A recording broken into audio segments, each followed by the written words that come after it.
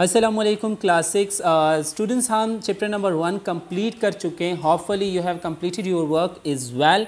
So now we are going to start the unit number 2 and that this is living organism. जानदार अशिया, जानदार अजसाम. You know very well कि जितना भी दुनिया में चीज़ें हैं वो दो चीज़ों पे कंसिस्ट होती है. एक होता है आपके पास नॉन लिविंग, दूसरी होती है आपके पास लिविंग ऑर्गेनिज्म, जानदार अशिया. So let's start to study about the living organism. So living organism, जानदार अशिया, living things response to sound, light और टच. कहा जा रहा है कि लिविंग थिंग्स जितनी भी होती है वो आवाज़, रोशनी और चूने पे रिस्पॉन्स करते हैं, रिप्लाई देते हैं या रिएक्ट करते हैं. So next topic, all living things have way of taking in the substance that they need to grow and survive. तमाम तर जानदार जितनी भी जानदार है उनके अलग तरीके हैं कुछ चीज़ें ऑब्ज़र्व और लेने के ताकि वो बढ़ सके और सरवाइव कर सके.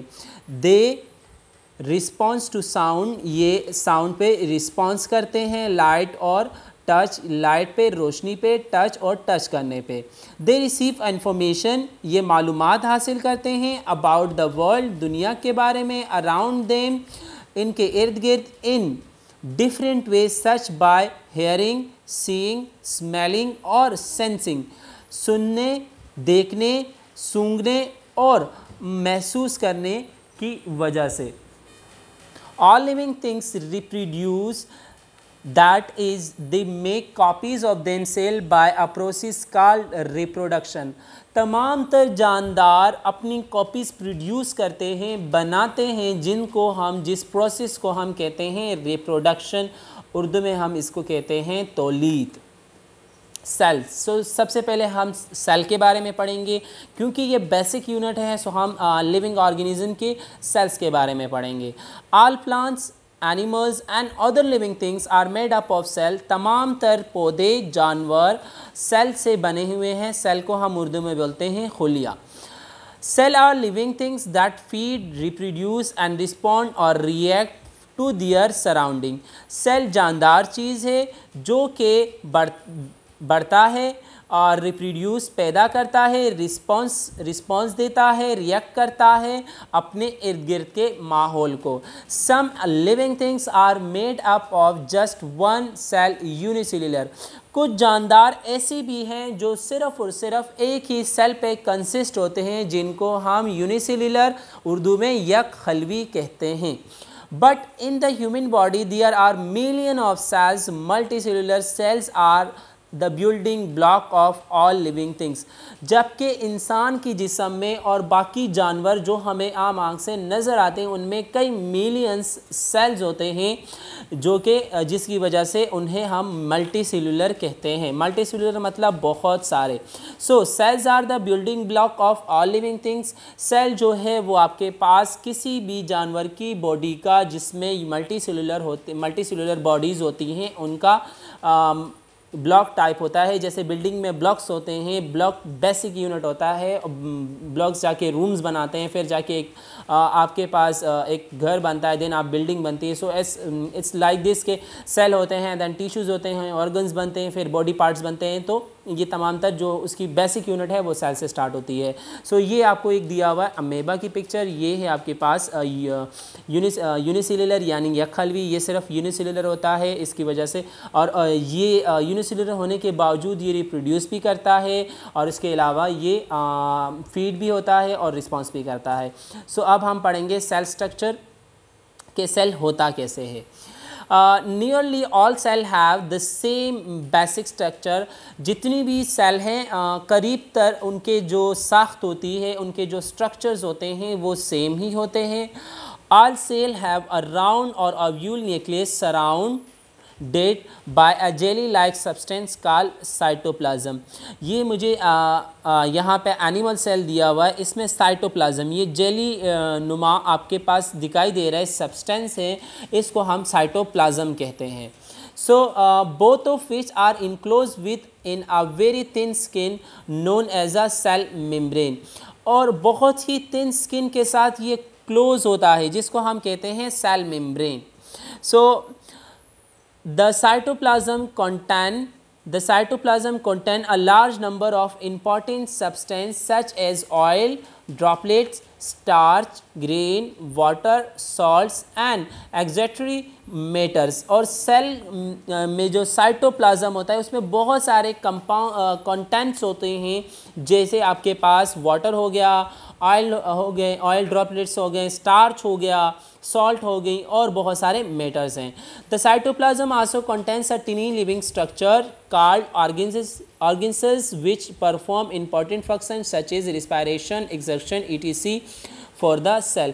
अच्छा, अब इस साइटोप्लाज्म के अंदर मज़ीद बहुत छोटे छोटे ऑर्गन्स होते हैं। उन ऑर्गन्स में डिफरेंट फंक्शंस हो रहते हैं, लाइक रेस्पायरेशन हो रही होती है, एक्सर्शंस हो रही होती है उसमें, और उसके अलावा वो वहाँ पे उसकी वजह से डिवीजन भी हो रही होती है। सो नेक्स्ट चीज़ जो सेल में होती है वो आपके पास है माइटोकॉन्ड्रिया। आर फाउंड और elongate organ cell which help in the process of respiration। Mitochondria cell में मौजूद होता है जो कि रेस्पायरेशन में हेल्प देता है। सेल रिस्पायर करता है। हमारे जिस्म में जितने भी सेल हैं वो रिस्पायरेशन करते हैं, ब्रीथिंग करते हैं, और वो अपने माइटोकॉन्ड्रिया की वजह से करते हैं। Golgi bodies make special secretion. अच्छा, गोल्जी बॉडीज़ की वजह से तमाम तर ऑर्गन्स जो होते हैं वो सेपरेट्स होते हैं, सेपरेशन में रहते हैं, यानी डिफरेंट फंक्शन सेल में वो दे रहे होते हैं।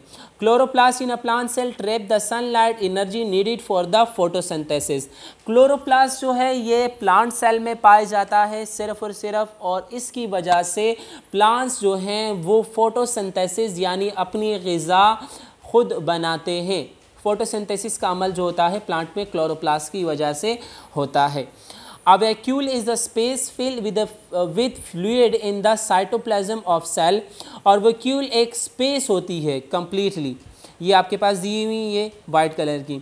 सो ये जो है पूरे क्लोरोप्लास्ट में जो है फिल होती है साइटोप्लाज्म में। इसमें लिक्विड होता है, फ्लूइड होता है जो कि साइटोप्लाज्म में होता है, जो कि साइटोप्लाज्म सेल में है। The nucleus of a cell contain rod shape object called chromosomes. अच्छा, अब न्यूक्लियस सेल जो होता है उसमें रोड टाइप ऑब्जेक्ट होते हैं जिनको हम क्रोमोसोम कहते हैं। अब chromosome made of a nuclei acid called DNA. अब ये क्रोमोसोम एसिड से बने होते हैं जिनको हम डीएनए कहते हैं। The nucleus control the whole working of the cell and the chromosome take part in the cell division. और यही क्रोमोसोम जब सेल डिवीजन हो रही होती है, एक सेल से मज़ीद दूसरा सेल बन रहा होता है, यही क्रोमोसोम उस डिवीजन में पार्ट लेते हैं और हेल्प करते हैं। The chromosome take part in the cell division that they contain all the information necessary for the development of all features and organism inherit from its parents।